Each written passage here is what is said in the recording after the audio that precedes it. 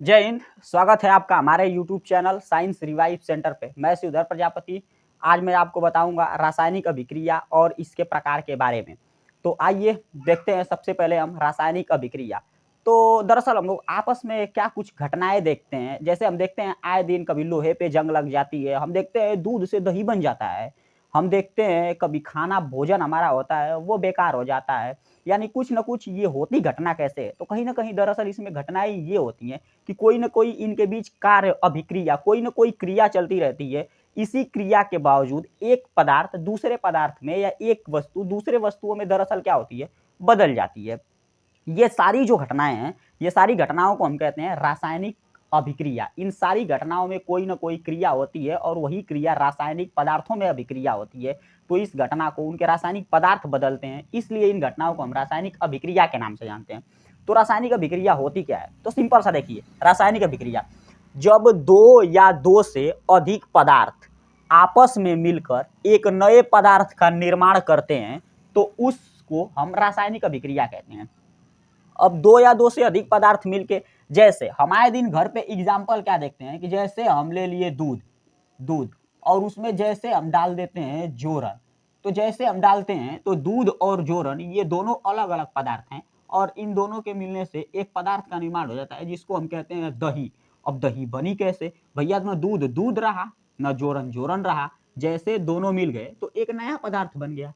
इसी को हम कहते हैं रासायनिक अभिक्रिया। यानी जब दो या दो से और भी हो सकता है, एग्जाम्पल कुछ और डाल देंगे, तो जब दो या दो से अधिक पदार्थ आपस में मिलकर एक नए पदार्थ का निर्माण करते हैं तो इस प्रोसेस को हम कहते हैं रासायनिक अभिक्रिया। अब इसमें जो नया पदार्थ बनता है, इस नए पदार्थ का, नया जो पदार्थ है, इस नए पदार्थ का गुण हमेशा दोनों पदार्थों से क्या होता है, अलग होता है। नया जो पदार्थ बनता है उस नए पदार्थ का गुण दोनों पदार्थों से क्या होता है, अलग होता है। तो हम ये भी कह सकते हैं कि बनने वाला जो नया पदार्थ बनेगा उसका गुण दोनों पदार्थों से क्या होगा, अलग होगा। अब एग्जांपल देखिए, जैसे हम देख लिए 2mg यानी mg प्लस O2 बन गया 2MgO। और एग्जांपल आप क्या दे सकते हैं, तो और सिंपल भैया, जैसे आप कोई वस्तु जलाते हैं, यानी कोई वस्तु आप जलाते हैं तो उसमें उपस्थित होता है कार्बन कार्बन अब ऑक्सीजन की उपस्थिति में जलाते हैं तो वो वस्तु बदल जाती है CO2 में, यानी C प्लस O2 बराबर CO2।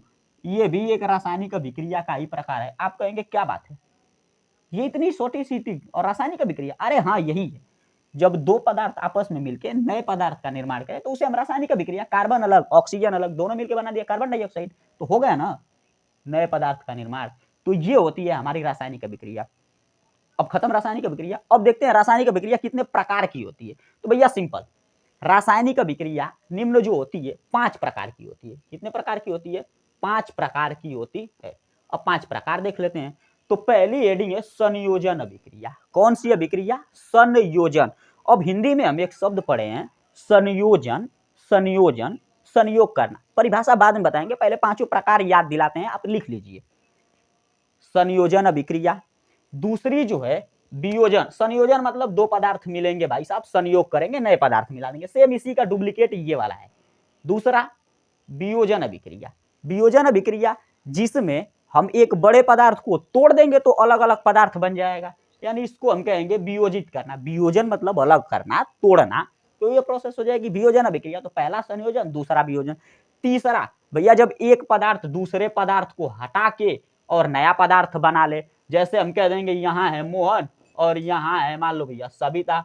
अब इनमें एंट्री होती है सोहन की, तो जैसे सोहन एंट्री मारेंगे तो मोहन को हटा देंगे और बन जाएंगे सोहन और प्लस सविता। तो एक यहाँ कोई अलग पदार्थ था, यहाँ कोई एक नया पदार्थ, नया बॉन्ड बन गया।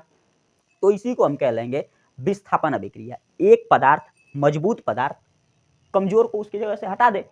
तो पहली हो गई संयोजन, दूसरी हो गई वियोजन, तीसरी अभिक्रिया हो गई विस्थापन या प्रतिस्थापन, जिसमें एक व्यक्ति दूसरे को हटा दे या प्रतिस्थापित कर दे।